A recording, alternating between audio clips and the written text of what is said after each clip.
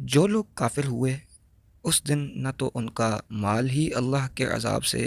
ان کو بچا سکے گا اور نہ ان کی اولاد ہی کچھ کام آئے گی، اور یہ لوگ آتش جہنم کا ایندھن ہوں گے۔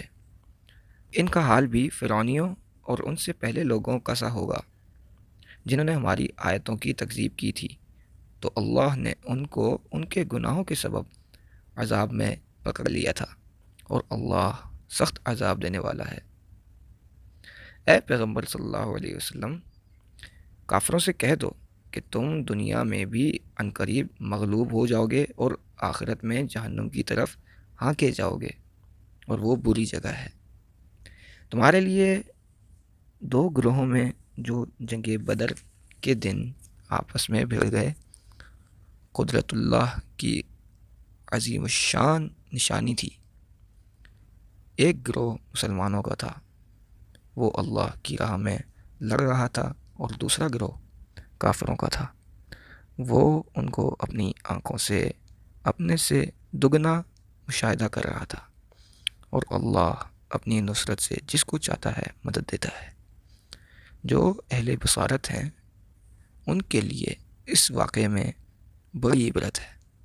لوگوں کو ان کی خواہشوں کی چیزیں یعنی عورتیں اور بیٹے اور سونے اور چاندی کے بڑے بڑے ڈھیر اور نشان لگے ہوئے گھوڑے اور مویشی اور کھیتی بڑی زینت دار معلوم ہوتی ہے، مگر یہ سب دنیا ہی کی زندگی کے سامان ہیں، اور اللہ کے پاس بہت اچھا ٹھکانہ ہے۔ اے پیغمبر صلی اللہ علیہ وسلم، ان سے کہو کہ بھلا میں تم کو ایسی چیز بتاؤں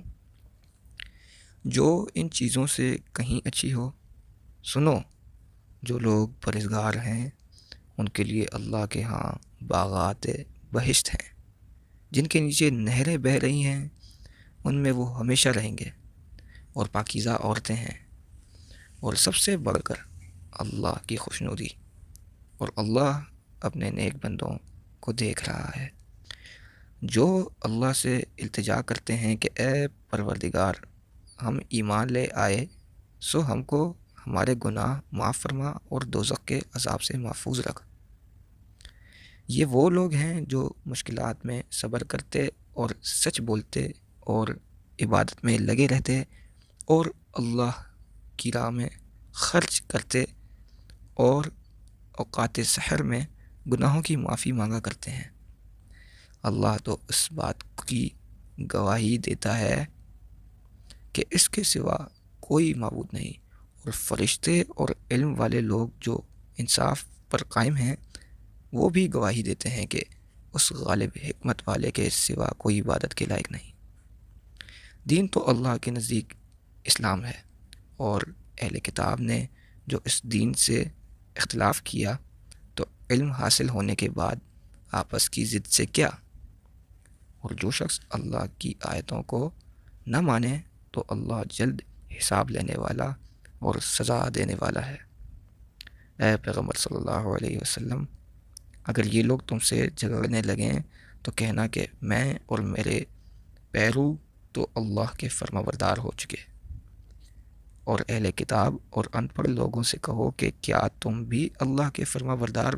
بنتے اور اسلام لاتے ہو؟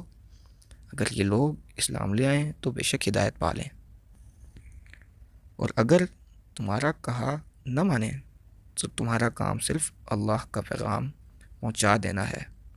اور اللہ اپنے بندوں کو دیکھ رہا ہے۔